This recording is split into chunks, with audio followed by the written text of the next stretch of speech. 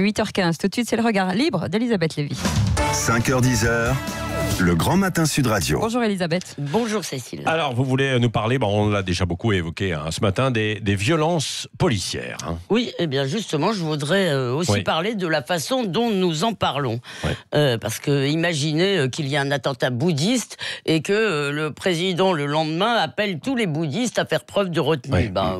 On hurlerait au scandale et franchement, on aurait raison. Eh bien, les policiers ont beaucoup le sentiment d'être victimes d'un amalgame aussi éhonté. Bon, ils sont insultés, agressés.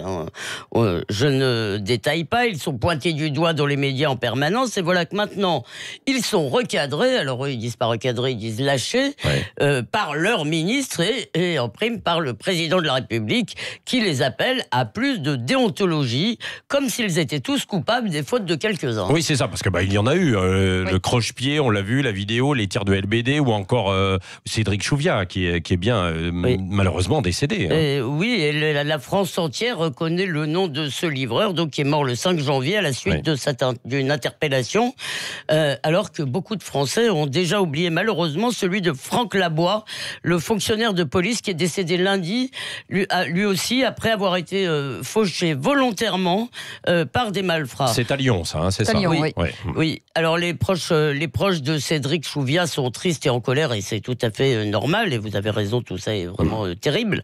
La presse s'étonne qu'il n'ait pas obtenu gain de cause en obtenant la suspension des policiers concernés, comme si c'était eux qui dirigeaient la procédure, ce que je trouve un peu étonnant. Et quand ils affirment sur tous les plateaux qu'on a rétabli la peine de mort ou que la police assassine, ce qui en bon français veut dire qu'elle tue volontairement, eh bien personne ne les contredit. Et là, on passe du récit au fantasme. C'est un tragique accident, pas une politique. Alors d'abord, il faut commencer donc par rappeler que quand un policier fait usage de la violence et de la force, eh bien, il est parfois en faute.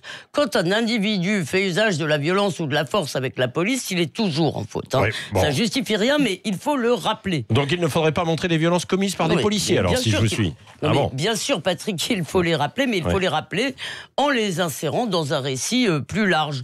Le croche-pied de Toulouse, le tir de LBD, effectivement, ont bien eu lieu, mais un juge s'intéresserait, et un juge s'intéressera au contexte, à ce qui s'est passé avant, si vous voulez, d'ailleurs, et probablement aussi à la personnalité des gens mis en cause. Pour comprendre, si on veut comprendre ce que nous disent ces images qui aujourd'hui font l'actualité, font l'information, il faudrait aussi les mettre en rapport avec le nombre de manifestations que les policiers ont eu à sécuriser, avec le nombre de lieux qu'ils ont eu aussi à sécuriser depuis les attentats.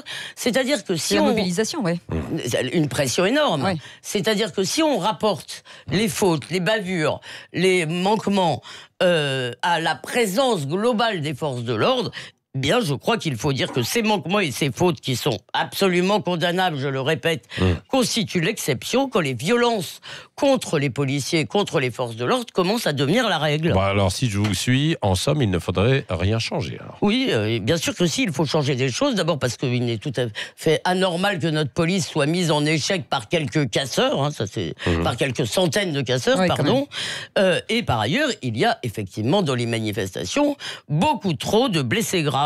Mais je veux dire, ce n'est pas parce qu'on veut qu'il y ait des blessés, ça ne sert absolument pas le gouvernement, contrairement à ce qu'on peut lire ça et là, mais pas parce que les policiers sont des brutes, parce que visiblement la doctrine et les équipements sont pas du tout adaptés au maintien de l'ordre qu'il faut aujourd'hui dans des manifestations où il y a quand même souvent de la violence.